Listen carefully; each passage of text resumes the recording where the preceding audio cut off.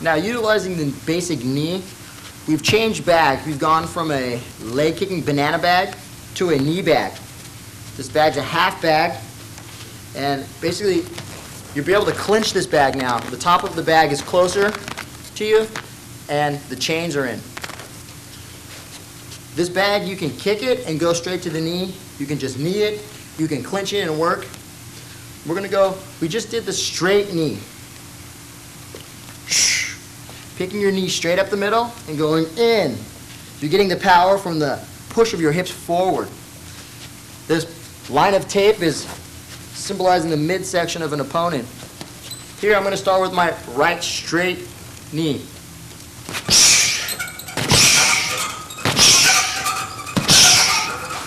I exhale, I keep my chin down. I'm keeping my hands out in front with not my elbows flared open, but in still and forward. I'm trying to drive my knee into that midsection. Now notice my foot position. That's not foot position because I turned open now. Almost like I've turned to a side. My foot is open in the half open position. My left hand is this way and my eyes are still looking forward on the opponent. I've almost turned sideways. Almost like a side knee. It's still coming straight up the front. Boom, but I turn. Turning sideways helps me ensure that I'm getting longer length on the hip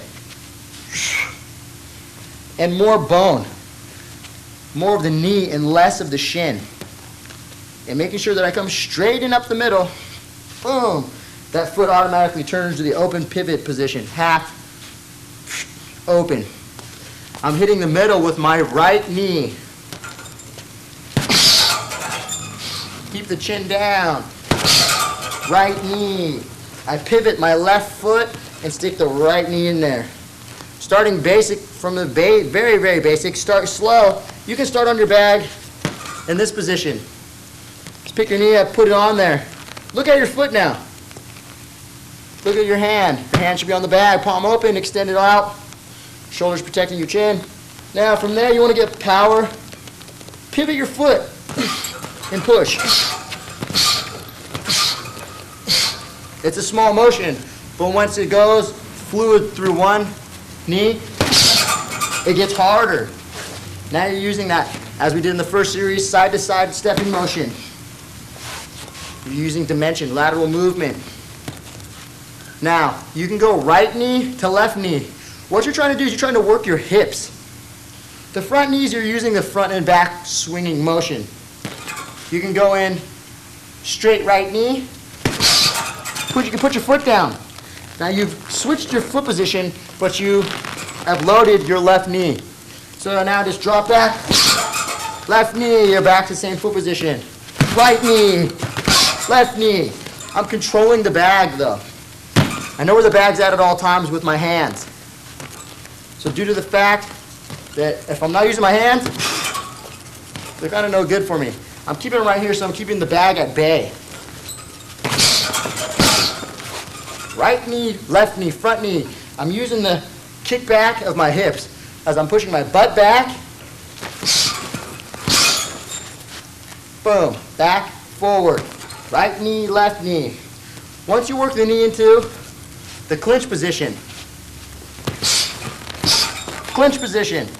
My head is down in the center, my elbows are in. I've now essentially grabbed my opponent or the bag by the top.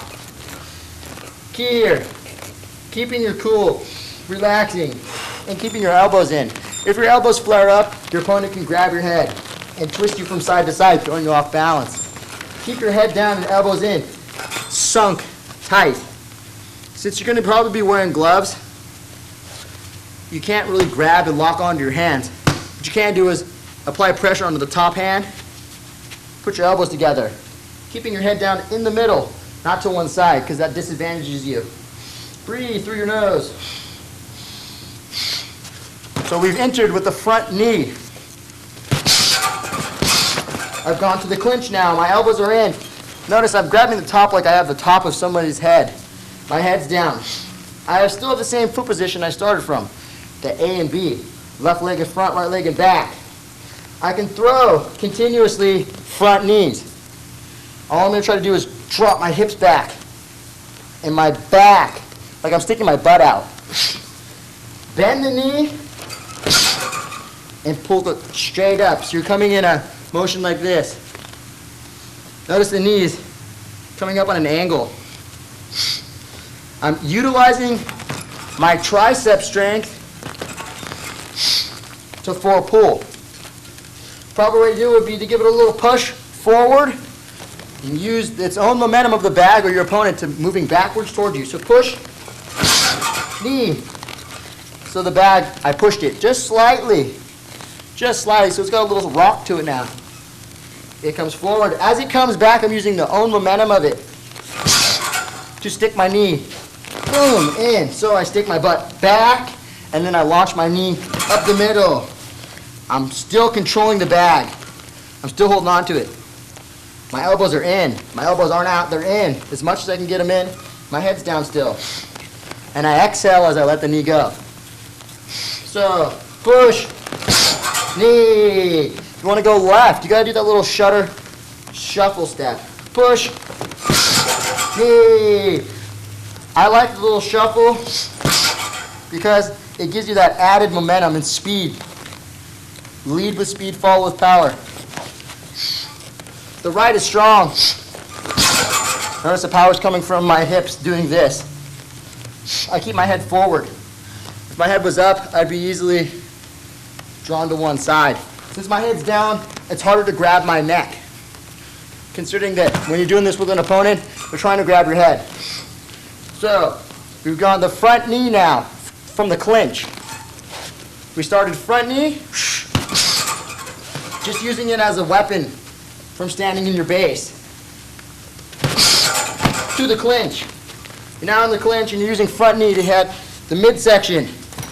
As you grab the top of the bag or your opponent's head, you're trying to pull them to the knee. Notice my hips. I stick my butt back.